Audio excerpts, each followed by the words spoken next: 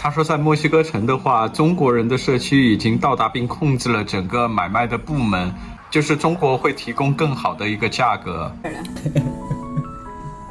他说，中国人在墨西哥这边做生意，他们就会想方设法以更便宜的价格、更实惠的东西，然后在墨西哥站住脚。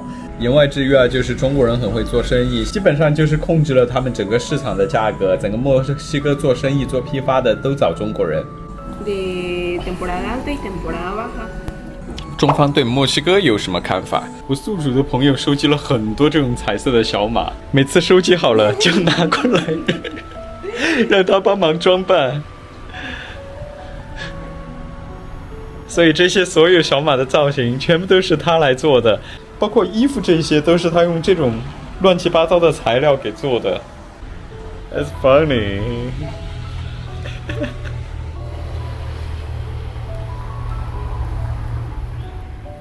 亡灵节的时候，在墨西哥城啊，就有类似于这种的盛大游行。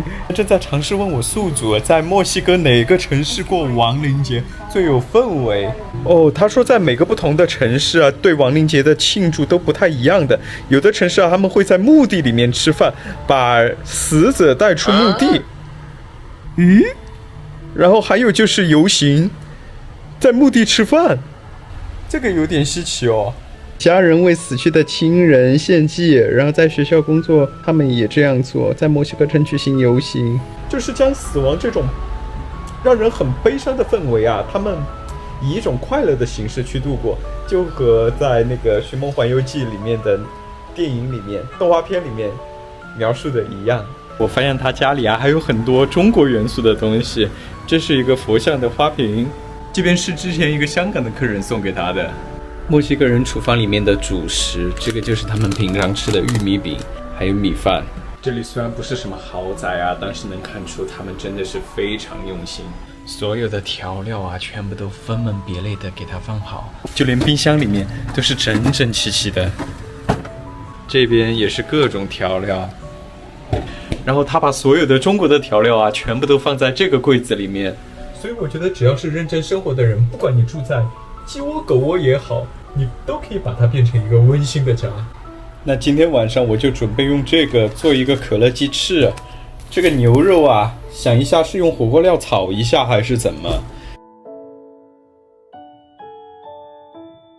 米饭煮上，然后8点半左右就可以做菜了。吃饭的时候啊，我也想对他进行一个采访，因为他今天问了我啊，就是我们中国对墨西哥的印象是什么样的。我告诉他，可能是因为相隔太远了，一个是美洲，一个是亚洲，大家可能不太了解。那墨西哥人对中国的看法又是什么样呢？我们听听墨西哥人他们是怎么看的。我认为大多数人认为他们非常擅长销售，并且做任何事情都非常便宜和快速。我认为这有一点种族主义的想法，但就中国人对另一个国家而言，我的意思是，例如墨西哥在中国公司，他们不雇佣墨西哥人，他们只带自己的人，而且例如他们不与非中国人结婚。我认为这是最大的刻板印象，和国家支持美国人分歧很大，没有中间立场。因为这个翻译出来有些不太准，所以我也不是特别明白，我还要问一下他。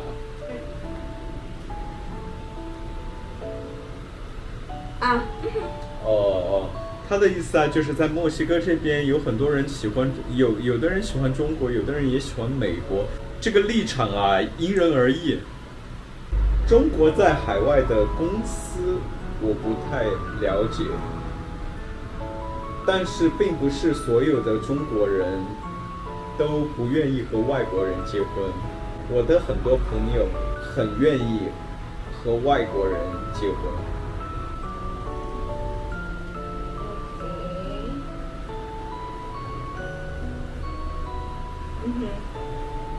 Oh, really? Of course. 他说，因为韩国的流行音乐啊，在这一块发展的比较好，所以就是亚洲人在这边挺受欢迎的，许多女孩子啊都特别希望能够有一个亚洲的男朋友，但是就是因为这个问题啊，就是有的女孩子啊，就是他们墨西哥的女孩子啊，就被亚洲人给欺骗了。也许有的事情啊只是一个例外，但是因为这件事发生了，造成了很严重的一个后果，所以导致这件事情成为了一个典范。墨西哥这边结婚有彩礼吗？ Yes. Really? How much? No, no es de precios, pero déjame te digo. Be careful.